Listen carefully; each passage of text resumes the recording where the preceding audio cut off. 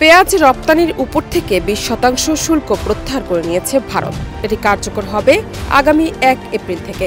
এক প্রতিবেদনে এমনটি জানিয়েছে বার্তা সংস্থা রয়টার্স। ওয়ালটন আবারও মিলিনিয়ার অফারে ওয়ালটন ফ্রিজ কিনে আপনিও হয়ে যেতে পারেন মিলিয়নিয়ার।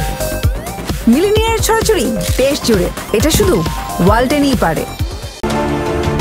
রয়টার্সের প্রতিবেদনে বলা হয়, ন্যূনতম দর বেঁধে দেওয়া সহ পেঁয়াজ রপ্তানিতে বিধিনিষেধ আরোপের প্রায় 6 মাস পর এই সিদ্ধান্ত নিল নরেন্দ্র মোদী সরকার। নয়াদিল্লি বলছে, কৃষকদের ন্যায্য মূল্য নিশ্চিতে সরকারের প্রতিশ্রুতি রক্ষার পাশাপাশি ভোক্তাদের ক্রয় ক্ষমতা বাড়াতে এই সিদ্ধান্ত নেওয়া হয়েছে।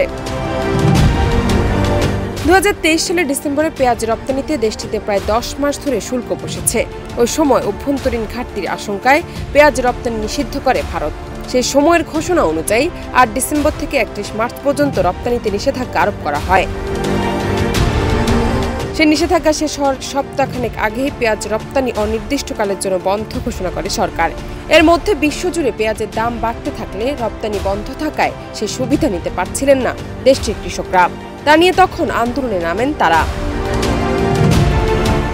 জানা যায়, 40% শুল্ক কার্যকর ছিল সেপ্টেম্বর পর্যন্ত। মহারাষ্ট্রের বিধানসভার ভোট সামনে রেখে 13 সেপ্টেম্বর রপ্তানি শুল্ক নামানো হয় 20%। 1 এপ্রিল থেকে সেটাও আর থাকছে না। জান্নাত নিপু, দেশ রূপান্তর।